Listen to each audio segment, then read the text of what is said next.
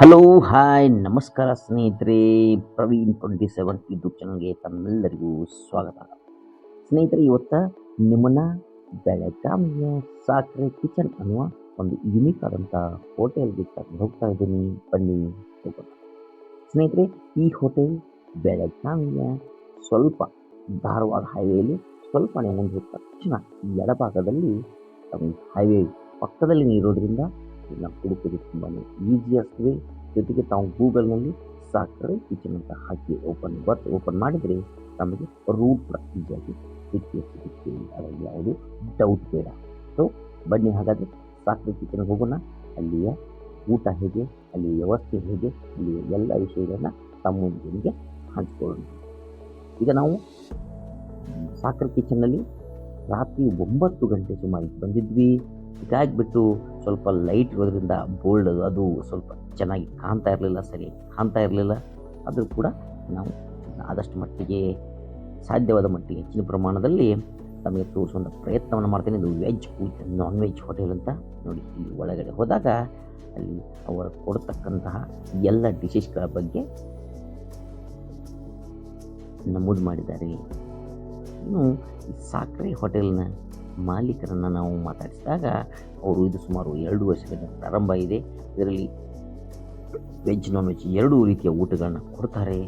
ಅಲ್ಲಿ ಚಿಕ್ಕ ಪುಟ್ಟ ಕಾರ್ಯಕ್ರಮಗಳನ್ನು ಮಾಡೋದಕ್ಕೆ ಕೂಡ ವ್ಯವಸ್ಥೆ ಇದೆ. ಅದ್ರ ಜೊತೆಗೆ 2 ರೀತಿಯ ಊಟ ಮಾಡೋದಕ್ಕೆ, ಅಂದರೆ ಇಂಡಿಯನ್ ಸ್ಟೈಲ್ ಅದರ ಕೆಳಗಡೆ ಕೂತ್ಕೊಂಡು, ಆಮೇಲೆ ವೆಸ್ಟರ್ನ್ ಸ್ಟೈಲ್ ಕುರ್ಚಿ ಮೇಲೆ ಟೇಬಲ್ ಜೊತೆಗೆ ಊಟ ಮಾಡುವಂಥ ವ್ಯವಸ್ಥೆ. ಇದು ನಾನು ನಿಮಗೆ ತೋರಿಸ್ತಾ ಇರೋದು ಇಂಡಿಯನ್ ಸ್ಟೈಲ್, ಅಂದರೆ ಕೆಳಗಡೆ ಕೂತ್ಕೊಂಡು ಆರಾಮಾಗಿ ಚಪ್ಪಾಳೆ ಹಾಕಿ ಕೂತು ಊಟ ಮಾಡುವಂಥ ಒಂದು ವ್ಯವಸ್ಥೆ. ಇಲ್ಲಿ ನೋಡಿ, ಚಿಕ್ಕ ಟೇಬಲ್ ಥರ ಮಾಡಿದ್ದಾರೆ, ಕಂಬಳಿನ ಹಾಸಿದ್ದಾರೆ. ಅಲ್ಲಿ ಒಂದರಲ್ಲಿ ಸುಮಾರು 2ರಿಂದ 4 ಜನ ಕೂತು ಊಟ ಮಾಡುವಂಥ ವ್ಯವಸ್ಥೆ. ಇನ್ನು ಅವರು ಈಗಾಗಲೇ ಮಾಲಕರು ಹೇಳಿದ ಹಾಗೆ ತಮ್ಮ ಹೋಟೆಲ್ನ ಮುಂಭಾಗದಲ್ಲಿ, ಅಂದರೆ ಒಳಭಾಗದಲ್ಲಿ ಒಂದು ಓಪನ್ ಸ್ಪೇಸ್ ಬಿಟ್ಟಿದ್ದಾರೆ. ಗಾರ್ಡನ್ ಥರ, ಚಿಕ್ಕದಾಗಿ ಗಾರ್ಡನ್ ಥರ ಮಾಡಿದ್ದಾರೆ. ಅಲ್ಲಿ ಒಂದು ಸ್ಟೇಜ್ ಥರ ಮಾಡಿಬಿಟ್ಟು ಇಲ್ಲಿ ಚಿಕ್ಕ ಪುಟ್ಟ ಕಾರ್ಯಕ್ರಮಗಳ ವ್ಯವಸ್ಥೆ ಕೂಡ ಅವರು ಮಾಡ್ತಾರೆ. ನೋಡಿ, ಇದು ನಮಗೆ ತೋರಿಸ್ತಾ ಇರುವಂಥದ್ದು ಇದೊಂದು ಚಿಕ್ಕ ಸ್ಟೇಜ್. ಇಲ್ಲಿ ಬರ್ತ್ಡೇ ಅಥವಾ ಈ ಚಿಕ್ಕ ಚಿಕ್ಕ ಕಾರ್ಯಕ್ರಮಗಳಿಗೆ ಅವರು ವ್ಯವಸ್ಥೆಯನ್ನು ಮಾಡ್ತಾರೆ ಅನ್ನೋದನ್ನ ಅವರು ಮಾಲೀಕರು ಹೇಳಿದರು.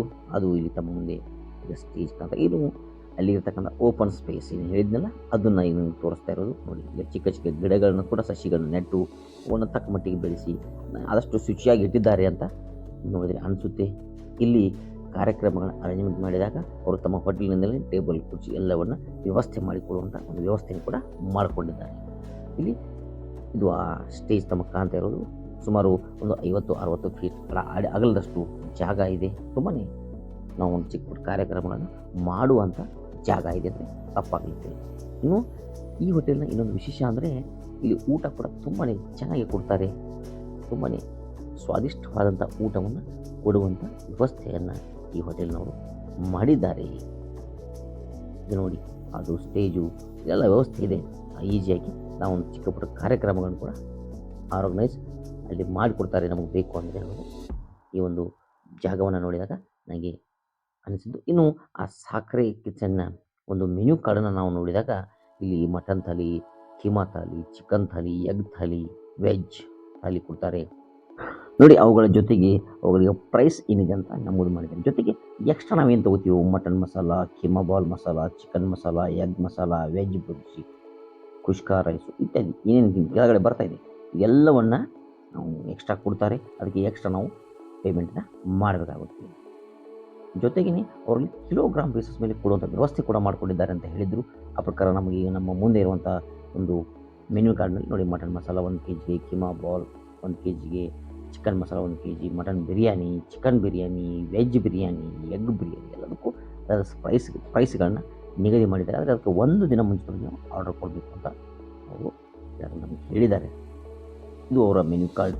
ತುಂಬಾ ಚೆನ್ನಾಗಿದೆ ಮೆನ್ಯೂ ಕಾರ್ಡ್ ಕೂಡ. ಅದರ ಜೊತೆಗೆ ನಾವು ಊಟಕ್ಕೆ ಮಟನ್ ಥಾಲಿನ ಆರ್ಡರ್ ಮಾಡಿದ್ವಿ. ಮಟನ್ ಥಾಲಿ ಬಂದಾಗ ಅದು ಈ ರೀತಿ ಇತ್ತು ನೋಡಿ. ಮಧ್ಯದಲ್ಲಿ ಮಟನ್ ಇದೆ, ಜೊತೆಗೆ ಜೋಳದ ರೊಟ್ಟಿ ಕೊಟ್ಟಿದ್ದಾರೆ, ಆಮೇಲೆ ಮಟನ್ ಗ್ರೇವಿ ಕೊಡ್ತಾರೆ, ಜೊತೆಗೆ ಪಾಂಡ್ರ ರಸ ಅಂತೀವಲ್ಲ, ಸೂಪ ಅಂತ, ಪಾಯ ಸೂಪ ಅದನ್ನು ಕೊಡ್ತಾರೆ. ಜೊತೆಗೆ ಸೋಲ್ ಕಡಿ ಅದನ್ನು ಕೂಡ ಸ್ವಲ್ಪ ಮಟ್ಟಿಗೆ ಕೊಟ್ಟಿದ್ದರು. ಅದನ್ನು ಊಟ ಆದಮೇಲೆ ಕುಡಿಯೋದಕ್ಕೆ ತುಂಬ ಚೆನ್ನಾಗಿತ್ತು. ಇನ್ನು ನಾವು 2 ಜೋಳ ರೊಟ್ಟಿಗಳ ಜೊತೆಗೆ ಊಟ ಮಾಡಿದ ನಂತರ ನಾವು ರೈಸನ್ನು ತಂದು ಕೊಟ್ಟರು. ಆ ರೈಸ್ ಕೂಡ ತುಂಬಾ ಬೆಸ್ಟ್ ಆಗಿತ್ತು. ಬೆಸ್ಟ್ ರೈಸ್ ಅಂತ ಹೇಳ್ಬೋದು. ಕುಷ್ಕ ರೈಸ್ಗಿಂತ ಒಳ್ಳೆಯ ರೈಸ್ ಆಗಿತ್ತು. ಆ ರೈಸ್ನ ನಾವು ಯಾವುದೇ ಗ್ರೇವಿ ಅಥವಾ ಯಾವುದೇ ಸಾಂಬಾರಲ್ಲೂ ಕೂಡ ತಿನ್ನುವ ಆ ರೀತಿಯಲ್ಲಿ ಅದನ್ನು ತಯಾರು ಮಾಡಿದ್ರು. ಹೀಗಾಗಿ ಅವರು ಕೊಟ್ಟಂಥ ಊಟ ಸ್ಪೆಷಲ್ ಆಗಿ ಬೆಸ್ಟ್ ಅಂತ ಹೇಳ್ಬೋದು. ಇದು ಇಲ್ಲಿ ವೆಸ್ಟರ್ನ್ ಥರ ಕೂತು ಊಟ ಮಾಡೋದಕ್ಕೆ ವ್ಯವಸ್ಥೆ ಕೂಡ ಇದೆ. ಅಲ್ಲಿ ನಾವು ಕೂತು ಊಟ ಮಾಡಿದ್ವಿ.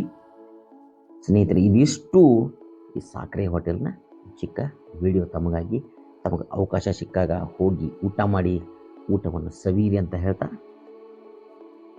ಇದಿಷ್ಟು ಚಿಕ್ಕ ವಿಡಿಯೋ ತಮಗೆ ಇಷ್ಟ ಆಗಿದೆ ಅಂತ ಅಂದ್ಕೊಂಡಿದ್ದೀನಿ. ಇಷ್ಟ ಆಗಿದರೆ ಲೈಕ್ ಮಾಡಿ, ಸಬ್ಸ್ಕ್ರೈಬ್ ಮಾಡಿ, ನಮ್ಮನ್ನು ಪ್ರೋತ್ಸಾಹಿಸೋದನ್ನು ಮರಿಬೇಡಿ. ಮುಂದಿನ ಮತ್ತೊಂದು ವಿಶೇಷವಾದ ವಿಡಿಯೋದಲ್ಲಿ ತಮ್ಮನ್ನು ಭೇಟಿಯಾಗ್ತೀನಿ. ಅಲ್ಲಿಯವರೆಗೂ ಜೈ ಹಿಂದ್, ಜೈ ಕರ್ನಾಟಕ, ನಮಸ್ಕಾರ.